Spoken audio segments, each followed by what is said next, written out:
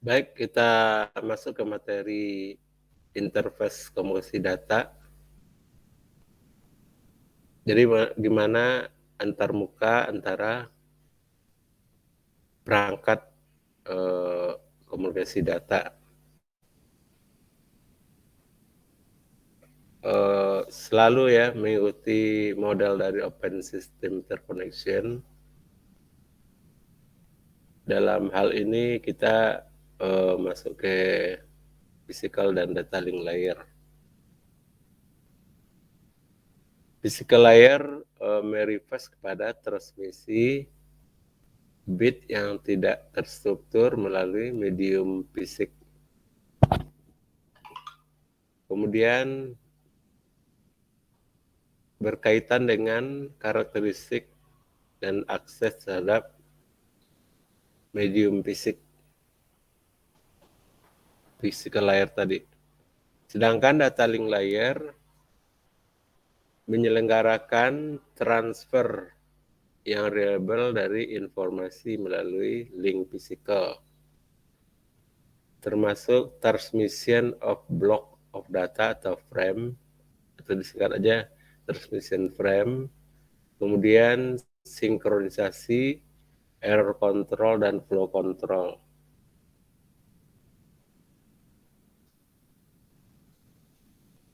Asynchronous dan synchronous transmission. Permasalahan timing memerlukan suatu mekanisme untuk mensinkronisasi antara transmitter dan receiver. Ada dua solusi yang bisa dilakukan. Pertama, asinkronus, yang kedua adalah sinkronus. Kedua metode ini berkaitan dengan masalah timing, yaitu bagaimana receiver mengetahui ketika periode bit mulai dan mengakhiri ya pengiriman data. Kemudian perbedaan yang kecil ya, perbedaan kecil menjadi lebih signifikan melalui waktu jika tidak ada sinkronisasi antara sender dan receiver. Jadi bisa terjadi error nanti. Sinkronisasi terjadi pada data link layer.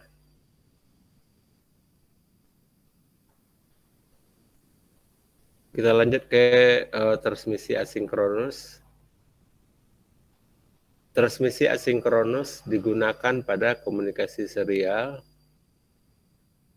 Data akan mentransmit satu karakter pada satu waktu.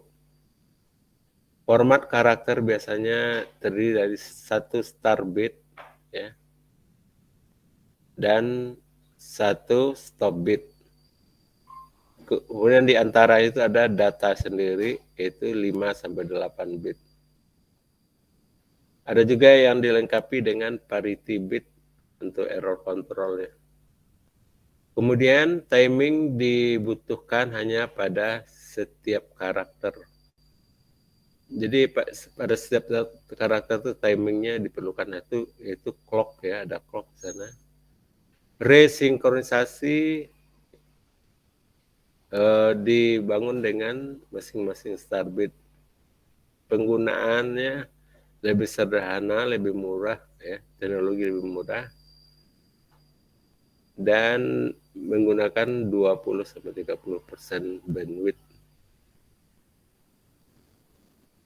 Bagaimana dengan transmisi sinkron?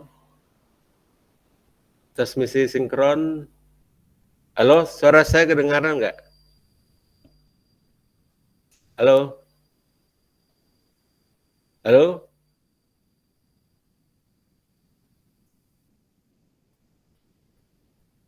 Transmisi sinkron digunakan pada komunikasi paralel, ya. Blok yang besar dari bit ditransmit tanpa start dan stop code. sinkronisasi dilakukan oleh sinyal clock atau clocking data. Data di frame dengan, jadi satu frame itu terdiri dari preamble atau pembuka dan postamble pada penutup. Kemudian lebih efisien daripada asinkronus. Overhead-nya hanya di bawah 5%. Digunakan pada speed yang lebih tinggi daripada asinkronus.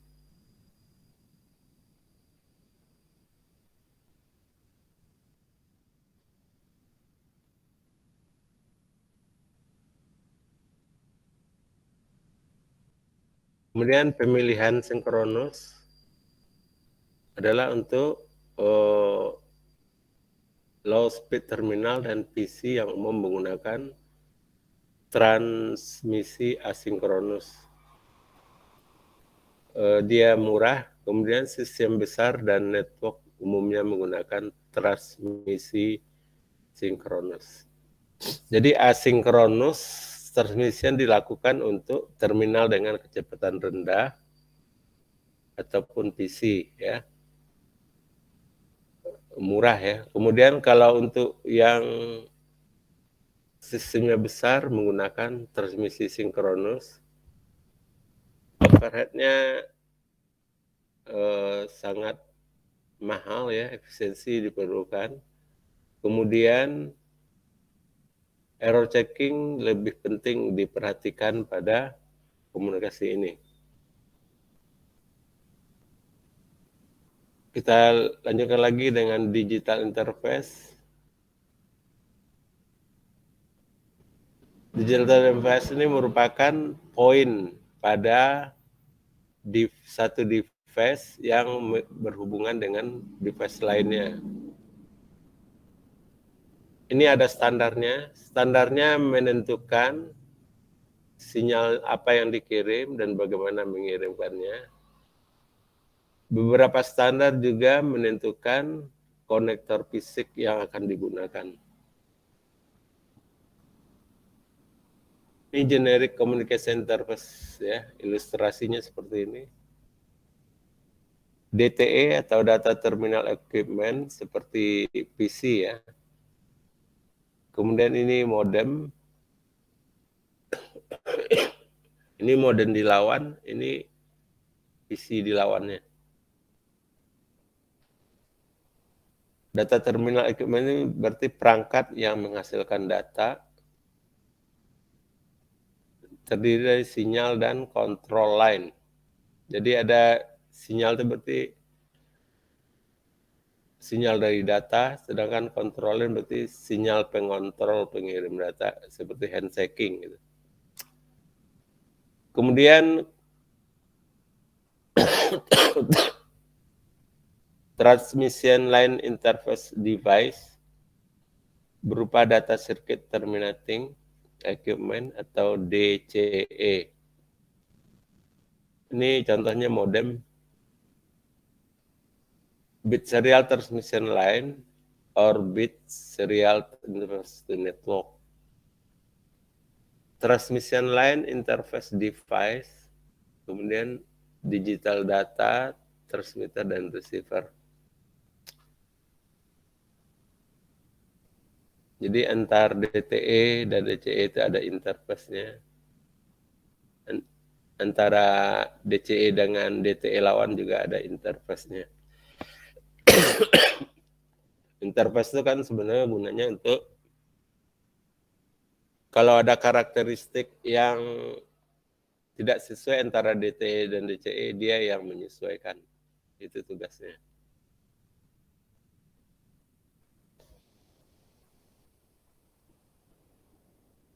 Kemudian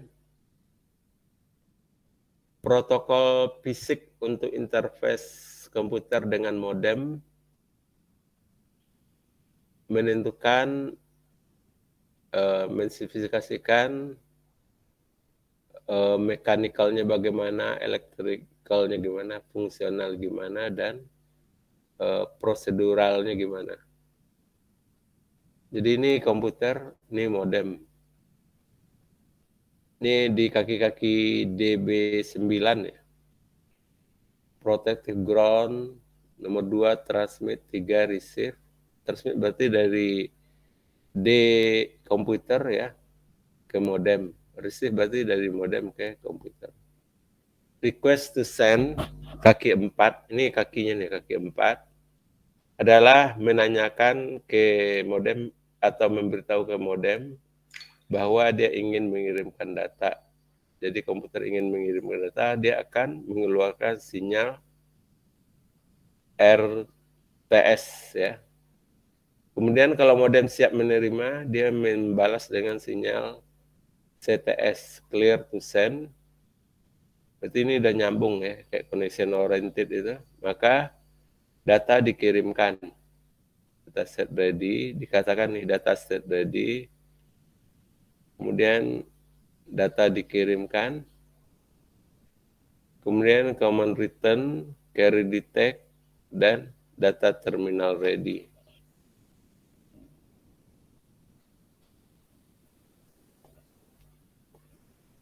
Data itu sendiri dari sini ya. Data yang dikirim melalui kabel yang ini. Kalau menerima dari modem dari sini. Tapi handshaking-nya duluan bekerja.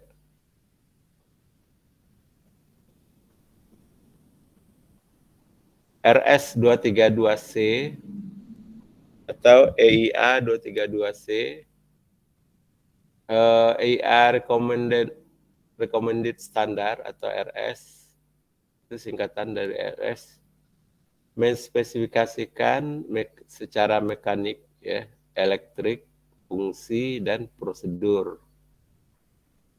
Digunakan untuk koneksi antara DTE dan voice grade modem dan beberapa aplikasi lain. Apa saja spesifikasi mekaniknya? Jadi dia ini kalau di laptop udah nggak ada ya 25 pin ini. 9 pin yang ada sekarang ya. 25 pin konektor dengan susunan spesifik. Kemudian DTE device biasanya mempunyai MEL DB25. DB yang MEL itu berarti yang ini, yang apa? Yang jantan lah bahasa Indonesia. Kayak kelamin jantan gitu kan ada ininya ya. Kemudian yang female yang ada lobangnya gitu ya. DB25 konektor sementara DCE device mempunyai female. Jadi DCE ini ada lobangnya, itu diperhatikan kan dia sepasang tuh. Dalam praktis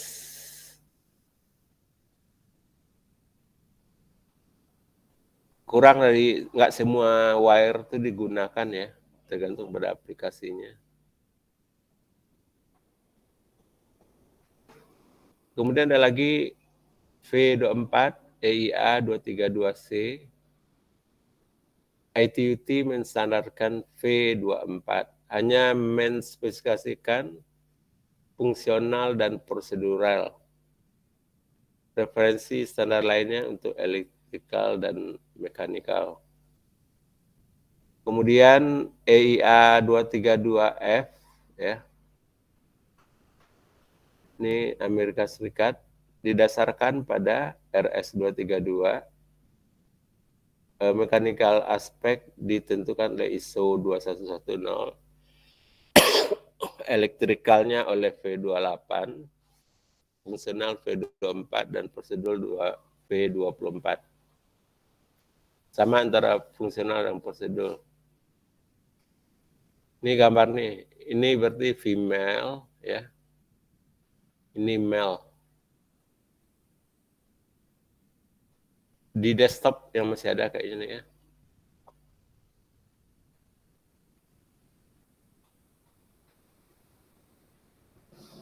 Ini fungsi-fungsi yang dari 25 pin itu, hitung satu mulai sini, 1, 2, 3, 13, 14, sampai 25.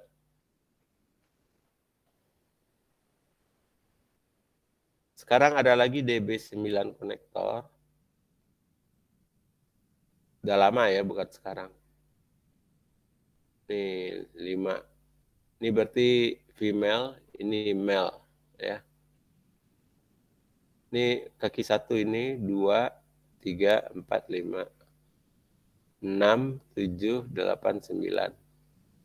Ini 1, 2, 3, 4, 5, 6, 7, 8, 9. Ini kalau Anda sambungkan kan 6 terhubung dengan 6 nih ya. 6 dengan 6. 1 dengan 1 ya. 5 dengan 5.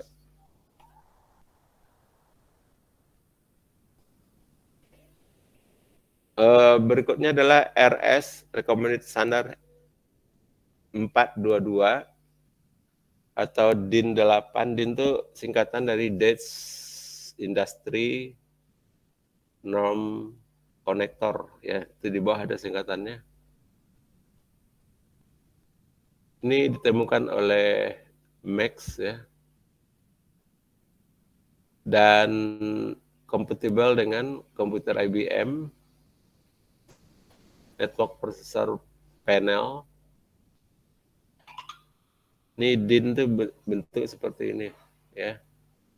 DIN female, ini DIN male.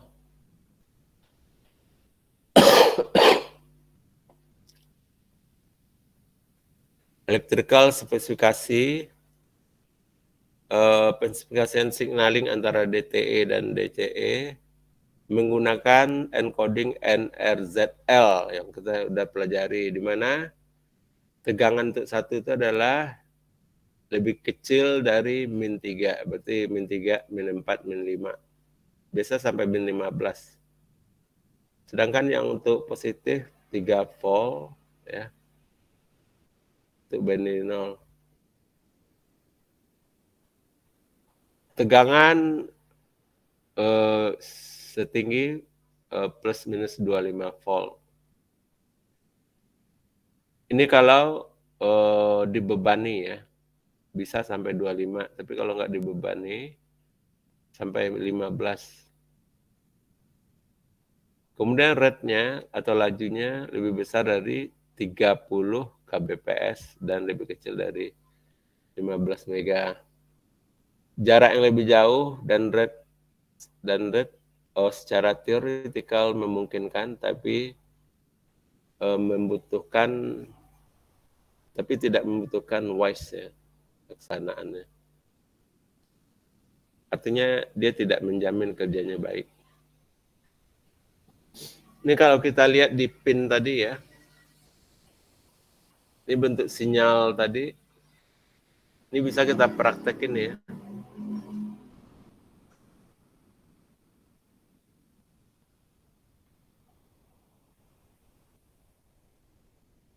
Ini dilihat di osiloskop.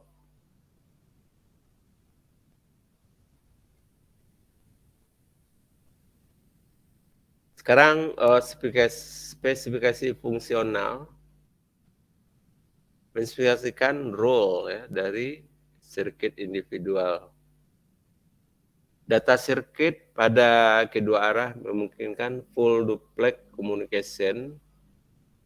Timing sinyal memungkinkan synchronous transmission. Prosedural, sekarang ini fungsional. Peran, kalau fungsional itu perannya apa gitu, masing-masing sirkuit. Kalau prosedural ini prosedur ya, caranya gimana. Multiple prosedur ditentukan. Untuk contoh yang sederhana, kalau kita ingin mempertukarkan data asinkronus pada line privat, jadi prosedurnya menyelenggarakan ya, provide alat untuk menghubungkan antara komputer dan modem. Kemudian menspesifikasikan metode transmisinya, pakai kita menggunakan asinkronus data antara device. Metode, kemudian menspesifikasikan metode cooperation untuk pertukaran data antar device. Kerjasama ya, pertukaran data antar device.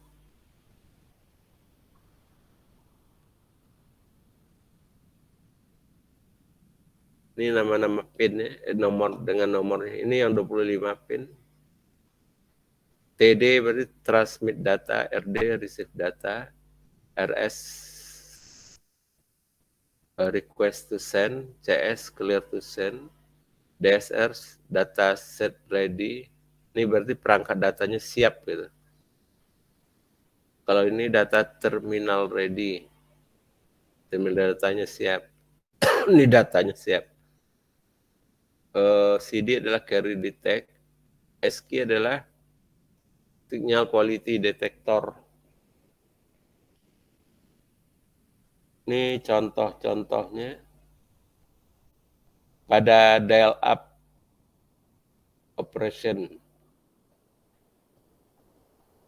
DTE akan menyalakan DTE ready pin atau nomor 20 untuk mengatakan ke modemnya bahwa ia ingin memulai pertukaran data.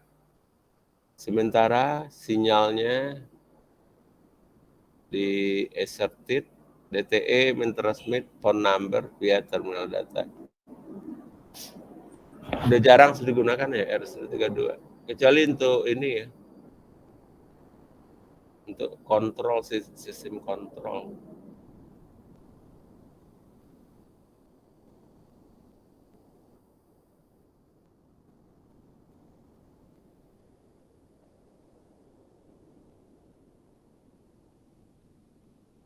Modem dengan jarak terbatas, contohnya point to point.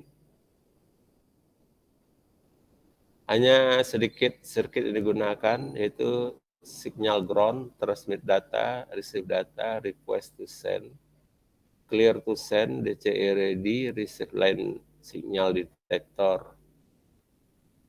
Kemudian sirkuit tambahan yang kadang-kadang digunakan DTE ready dan ring indikator. Sekarang pengkabelannya, kita ingin membuat null modem, kabel null modem. Jadi kabel null modem itu digunakan untuk memungkinkan DTE dan DTE lawannya berkomunikasi secara langsung. Jadi tidak melalui modem, itu maksudnya ya. Yang dihubungkan adalah sinyal ground, kemudian DTR dengan DSR sini. Ini DSR dengan DTR, ini RTS dengan CD, CD dengan RTS, dan CTS, kemudian TD, transmit data, receive data. Ini tidak pakai modem. Ini kemarin udah dipelajari kan.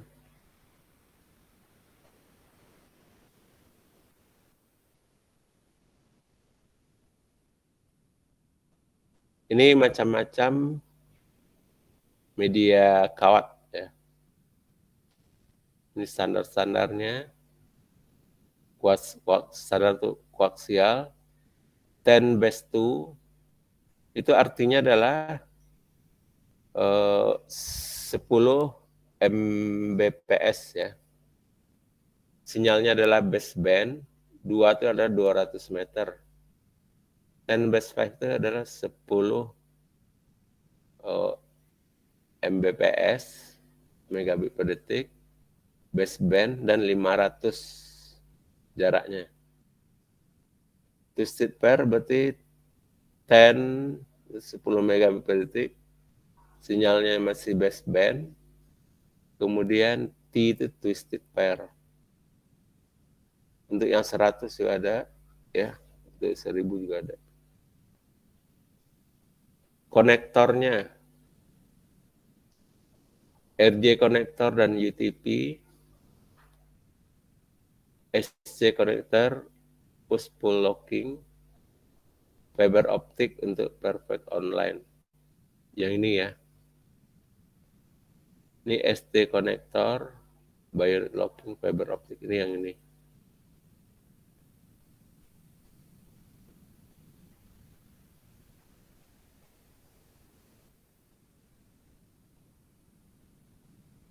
Ini kabel koaksial, ini ada konektornya. BNC ya, BNC. Jenis tipe kabel koaksial yang digunakan buat jaring komputer yaitu thick coax. Koaksial yang tebal ya, diameter lebih besar, mempunyai diameter lumayan besar, dan yang tipis, thin koaksial.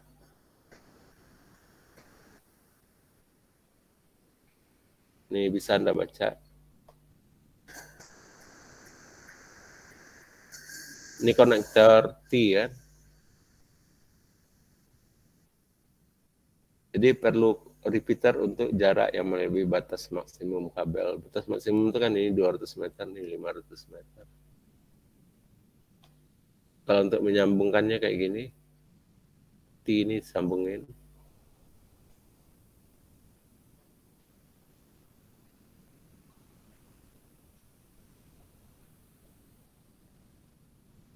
Kalau yang thick koaksial itu diameternya rata-rata 12 mm. Disebut sebagai standar Ethernet, thick Ethernet, dan yellow cable. Thin koaksial kabel diameternya 5 mm, warnanya hitam. Banyak digunakan di kalangan radio amatir, terutama untuk transceiver yang tidak memerlukan output daya yang besar. Setiap perangkat dihubungkan dengan BNC. Jadi singkatan terminal BNC itu ini tadi. BNC, Bayonet Nail Concom T connector. Disebut dengan Thin Ethernet atau Thin Net. Di mana diaplikasikan? Kalau di jaringan ya, spesifikasi jaringan, setiap ujung harus diterminasi dengan terminator 50 ohm dan 1 watt. Ini untuk mencegah refleksi ya. Maksimumnya 3 segmen dengan peralatan terhubung atau berupa populate segmen. Setiap kartu jaringan mempunyai pemancar tambahan. Setiap segmen maksimum berisi 100 perangkat jaringan, termasuk repeater. Maksimum panjang kabel per segmen adalah 1640 feet atau dibulatkan 500 meter. Jarak antar segmen 49, 20 feet ya. Atau dibulatkan kurang lebih 1500 meter. Setiap segmen harus diberi ground. Jarak maksimum antara tap itu yang di T tadi ya, atau pencabangan dari kabel utama ke perangkat adalah 16 feet. Jarak minimum antara tap adalah 8 feet. Kemudian yang thin koaksial diberikan ini terminator 50 ohm, beban ya. Maksimum 3 segmen terhubung satu sama lainnya. Kartu jaring itu kayak NIC gitu ya. Kartu jaring cukup menggunakan transceiver yang on board, tidak perlu tambahan transceiver kecuali untuk repeater. Setiap segmen maksimum berisi 30 perangkat jaringan. Maksimum panjang kabel adalah 606,8 feet atau kurang lebih 185 meter. Maksimum panjang kabel antar segmen adalah 18 feet, kurang lebih 55 meter. Setiap segmen diberi ground Panjang minimum antara T connection adalah 1,5 feet atau setengah meter. Kemudian ini yang UTP, kabel UTP macam-macamnya. Ini udah tadi ya. Struktur pengkabelan, infrastruktur pengkabelan dipasang secara permanen, mengizinkan patching, convert infrastruktur adalah oke. Komponennya information outlet dengan faceplate, patch panel, UTP cable, dan patch core.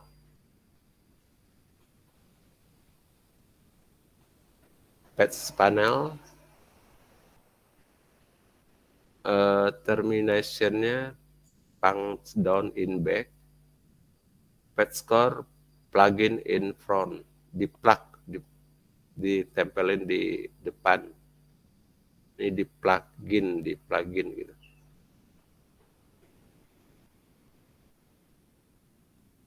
Patch core dan UTP konektor.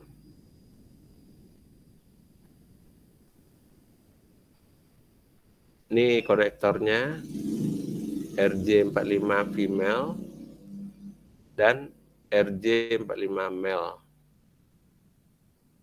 Ini setelah terpasang seperti ini. Ini peralatan yang diperlukan. Pemotong. Ini pembuka ininya. Pembuka isolator dari kabel, stripping. Kemudian crimping itu memasangnya ya, memasang kabel. Ada alatnya kan. Ini crimping. Ini cutting. Ini stripping kali ya.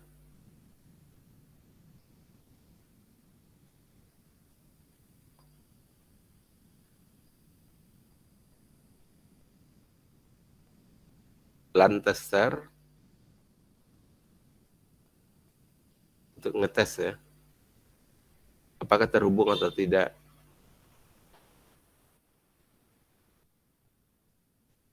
Kemudian twisted pair cable.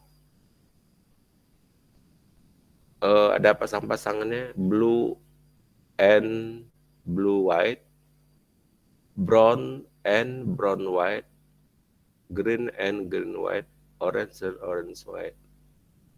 Jadi ini ya di twist ya, di twist ya, di twist.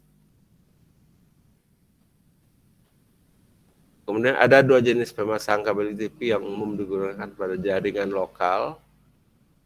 Ditambah satu jenis pemasangan khusus untuk Cisco router yaitu straight through cable. Straight itu berarti hubungan langsung. Kemudian crossover cable. Kemudian roll over cable.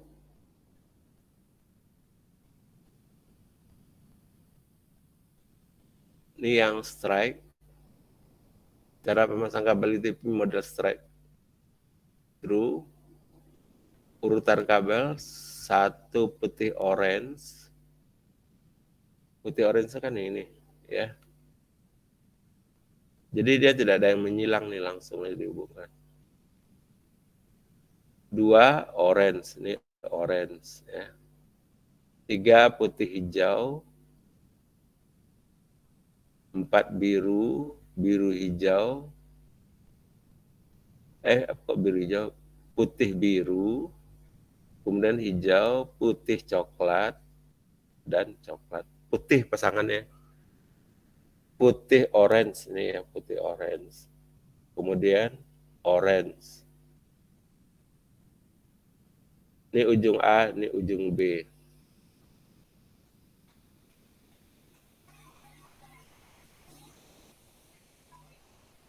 Penggunaan di mana?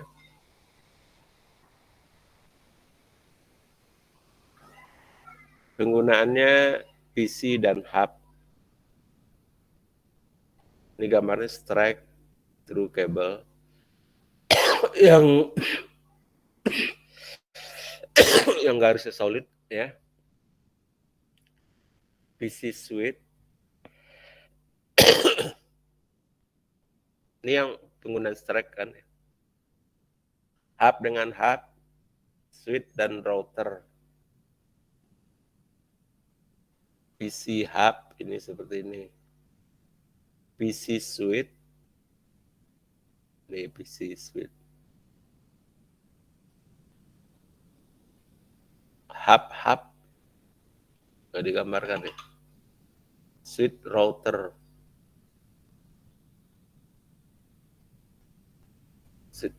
nih switch router ya, ini router.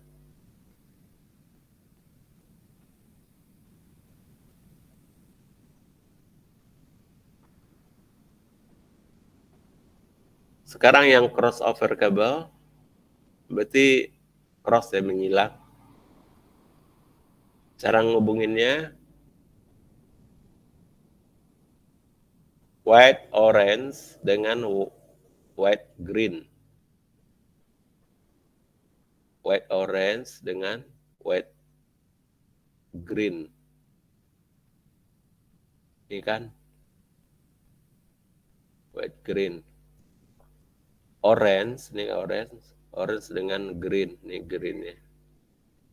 Untuk komputer B-nya, white green, white orange, white green dan white orange dan seterusnya.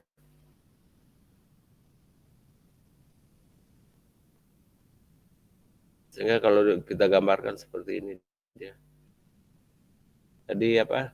Yang pertama white orange, white orange, white green.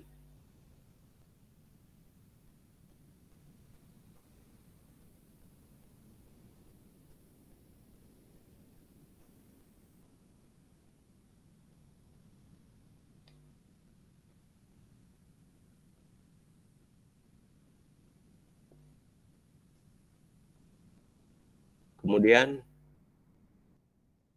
gimana digunakan crossover? Bila kita menghubungkan PC dengan PC, switch dengan switch, switch dengan hub, di hub. Yang tadi dicontohkan nggak sih yang hub?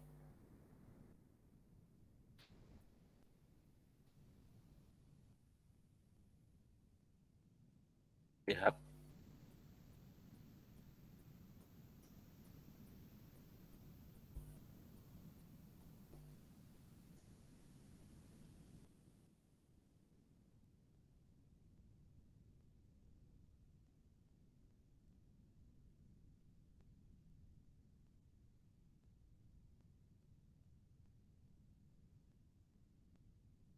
Sekarang roll over.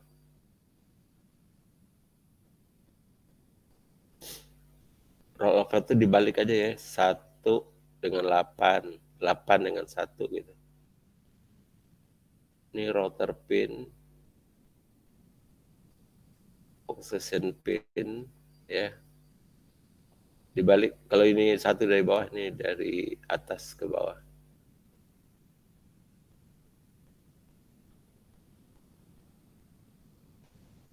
Penggunaan roll over adalah menghubungkan device dengan konsol.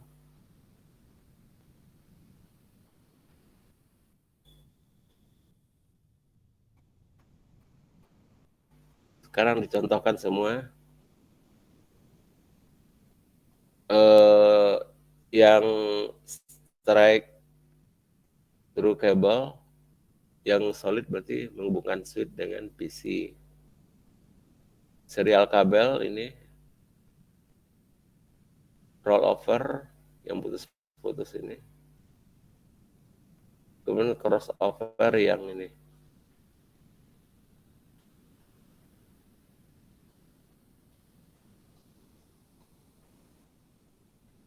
Konstruksi dari kabel UTP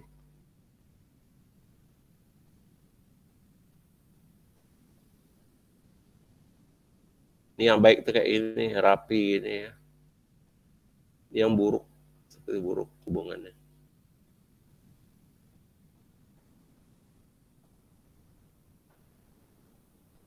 Kemudian yang STP, Soldered Twisted Pair. Ini ada outer jacket, overall seal, pair seal, dan twisted pair.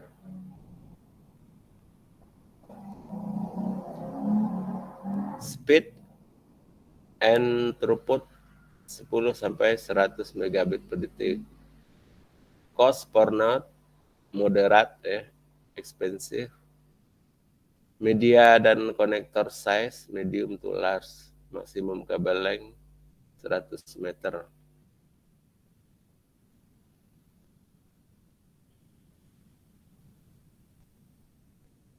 Ini kabel optik. Ya. Ada ST konektor, ada SC konektor.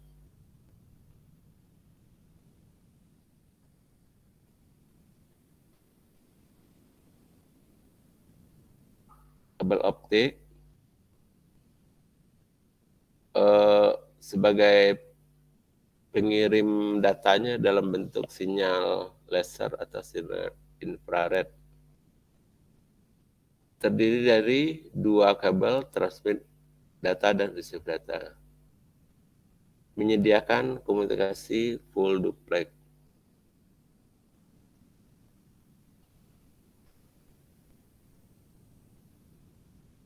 Kemampuan kabel fiber optik menunjukkan kualitas tinggi untuk berbagai macam aplikasi, dapat mentransmit bit rate yang tinggi, tidak sensitif pada gangguan elektromagnetik karena dia isolator ya. Kemudian memiliki bit error rate. Reliabilitas lebih baik daripada kabel koaksial.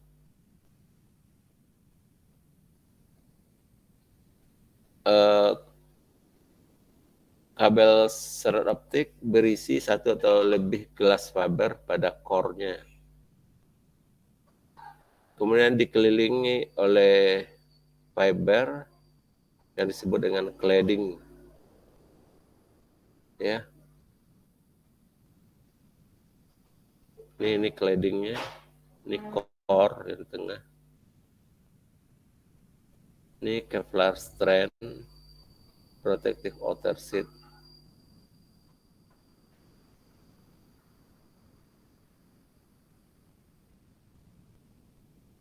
EVO kabel dapat mempunyai 1 sampai 1000 fiber. Ini pemasangannya.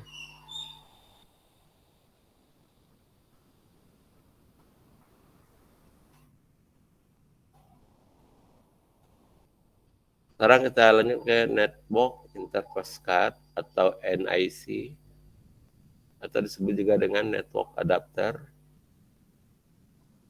Nih. Sekarang udah built-in ya. Apa fungsi NIC tersebut? Dia merupakan interface komputer dengan medium transmisi.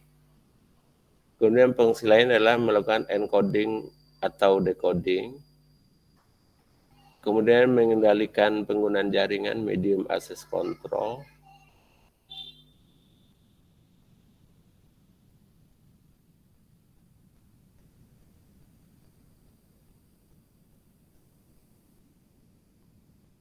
Ini udah tadi ya. Baik, ada pertanyaan? Kalau bisa yang tadi itu kita praktekin ya. Pengkabelan LAN itu. Halo?